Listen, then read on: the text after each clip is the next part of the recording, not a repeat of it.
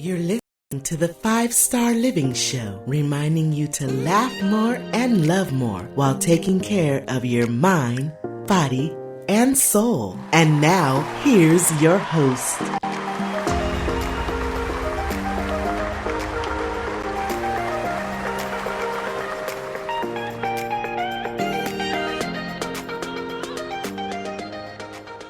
Welcome to the show. This is your girl, Felina B. Flossin. And I'm Monickie Scott, and we are excited to have you join us today. You know, in this world we live in, everybody's looking for that 5-star rating. Well, how do you rate yourself? It is our intention that by listening to this podcast, the 5-Star Living Show, we will help you move towards your own 5-star rating by finding ways to live life more balanced, by focusing on the mind, body, and soul while laughing and loving more. And today we're talking time management. So we're going to give you some of our personal time management tips, and we're going to share with you ones that we have found through research. Yes. One of my favorite movie lines of all time comes from one of my favorite actors of all time, Mr. Denzel Washington. I'm not going to say the name of the movie, Felina, because it don't have nothing to do with our topic. Right. But for some reason, this one line and the way Denzel said it, it just sticks in my head over and over again. And the line is, "I wish I had more time." I know the scene you're talking about. Okay. So Google it if you must, but it was the inspiration for this show. And along with the fact that one of our 5-star Inner Circle members asked, when are you going to do a show about time management? I love it when we get requests. Yeah, keep them coming. Keep them coming. Definitely. So why is it so important to manage our time? You know, for some, it helps figure out where we can be more productive, right? Which that's kind of where I'm leaning. And for others, it's just a way to keep control of your sanity. That's me. Yeah, because I can go crazy if things are not in order. So time management, right, is important. Besides, how can you manage your time is how you manage your whole life. Yeah. You have to. You manage your time, you manage your life. And everybody's life needs some management. Definitely. So we will mention quite a few tips and strategies, and some will work for some people. For some. But not for others, and that's okay. The key is to try out the ones that you feel you can do and that may work for you. Yes. Then great, right? Try something else until you find what actually works for you. So we get 24 hours in a day. 24. For many, you get 8 hours of sleep, and between 8 to 10 hours you spend at work or work and traveling to work, which leaves about 6 to 8 hours for other stuff, right? So most people, if asked, do not even know where their time goes. But then you're like, people like me, who I'm managing every little moment of time. It's mapped out and it's accounted for. So the first real tip in time management is knowing where your time goes. You just have to. How do I do it? I use that good old fashioned planner calendar, the kind that you actually have to write in. I know we got all these phones and we got computers that ding, ding, ding and tell us everything what to do. I get the dings, but I listened to this young person one time and they told me to go all digital. I don't touch paper. Honey, look. And No. Digital is a really great backup plan, but digital has glitches. And when it fails, it fails bad. Right. Yes, it does. So writing something down, you have a much better chance of remembering it. And you save a little time there, but not having to go back and forth, checking your phone, checking the computer, checking your phone, checking your computer. Writing down just has that natural, gives you that natural memory. You know, you remember seeing it, feeling it, writing it, touching it. It's like a tangible thing. Whereas once you put it out into that digital world, it's kind of like, it's gone. It's great. I'm not saying there's anything wrong with digital. It is really great, but it's a great backup and it has its place. So the first tip is just knowing what you're doing with those 16 hours that you're not sleep is the first step in managing your time. And next is to make some lists and establish some categories, like today, what I need to do this week, and what I need to do this month. Right. Right. And some people make a list of 100 things. Like, really? 100 things. In 24 hours, right? In 24 hours, and they never separate it. So where do you see, what do I need to get done today? Yeah. Right now. Right. And then you waste time going through this list, and, you know, it's kind of difficult to break it up, huh? Yeah. So make sure that you make those lists a little shorter and more speaking of those 100 things, how many things can you really get done in one day? Remember, you only got 24 hours, and then 8 of those are normally spent sleep. Yeah. So even if you did one thing an hour, you know, that's maybe 16, but then you got work, you got kids, you got to take that. So you got to kind of narrow that down. So have you ever heard of the top 3?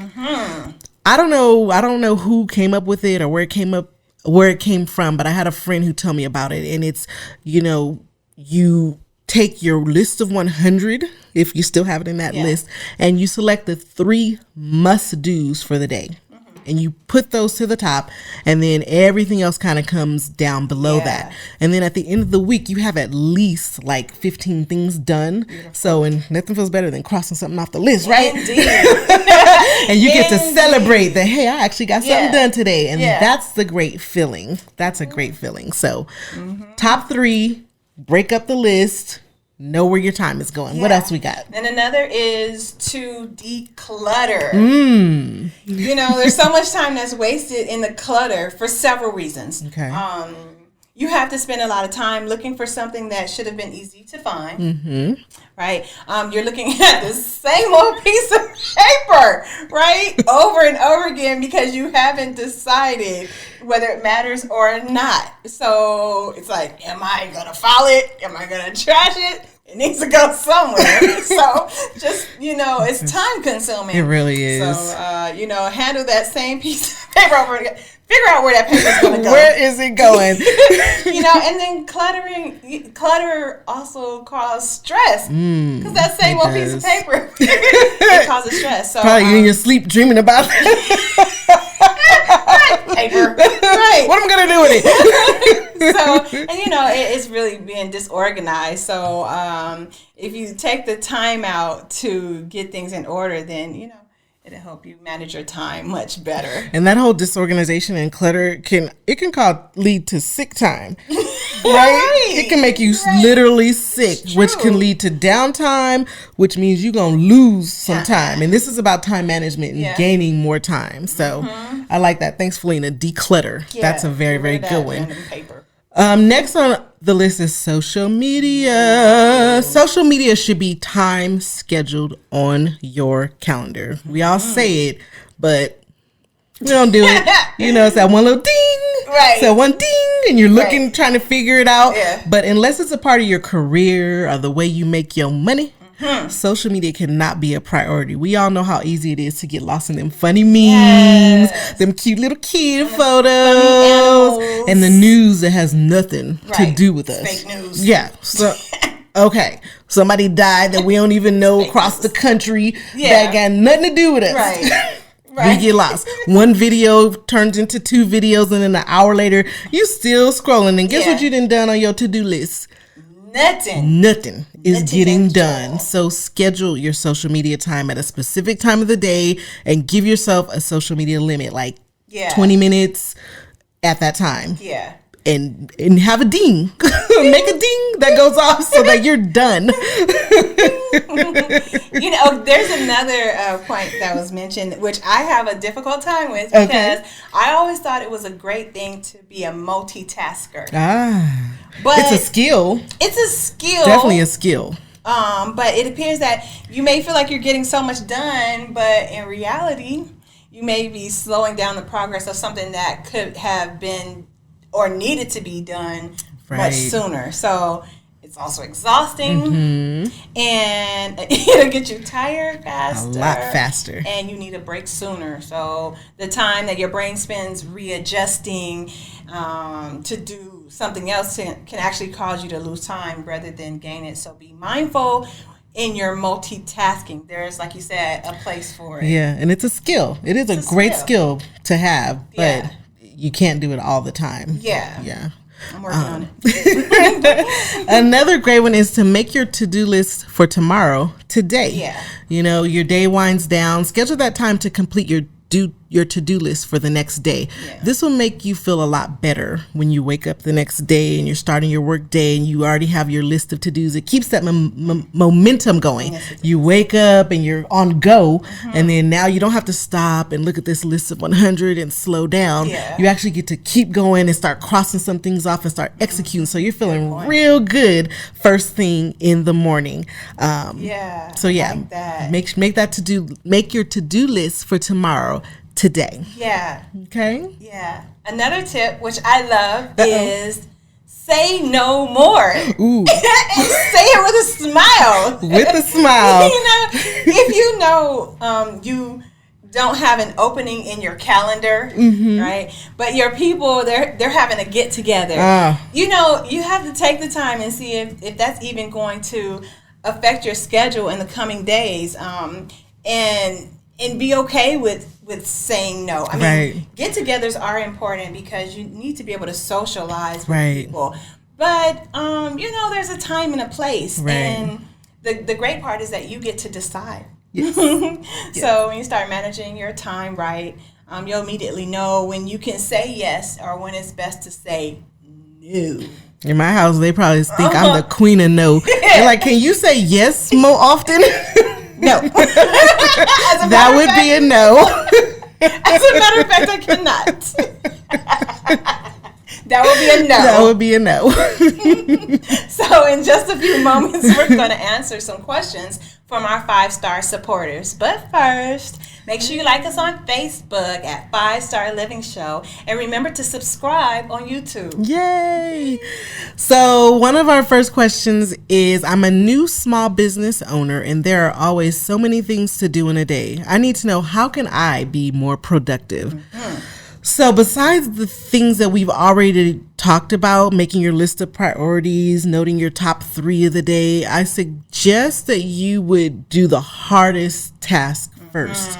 You know, you want to knock out that elephant, as they call it, first thing in the morning when you got your best energy going on, and save the less intensive things for the afternoon. This way, if by chance you don't finish, you can kind of put those less intensive things off till the next day. But that one thing that you must complete, if you don't finish and you save it to the end of the day, you know you're going to be there all night long. So this reminds me of when I was a kid. Because, you know, when you're eating your food, I didn't want to eat certain vegetables. And so I would wait to the end, and those vegetables got cold and nastier. And so I learned to knock those out first. So remember Felina's plate of food. Eat them vegetables eat the vegetables first and then go to the good stuff. Right. Because when you wait, not only are you cutting into your time allotted for something else, like I'm sure you probably missed some good TV shows because you had to sit at that table. But you're doing something that you can get done faster because you have more energy, you're more clear. So if you go ahead and if you were to knock those vegetables out, then you would have enjoyed the rest of your food and you would have ended on a good note. Same thing you want to do in your day. You want to knock out that big thing so you're celebrating, and then save those little things and less intensive things until the end. Yes, it's true. What else we got, Felina? Another question. Emails are sucking up my time at work. Ooh, yes they do. Oh, yes they do. Is there a best way to deal with this? So maybe the first thing is to schedule times during the day that you'll check your emails. Every email doesn't exactly need to be right now. Yeah, don't click. Don't click.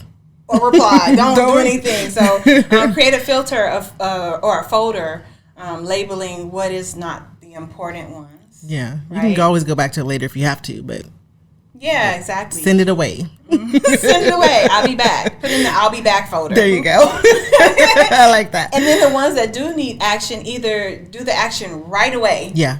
Like touch it once. Yeah. If you open it, take care of it right then, right?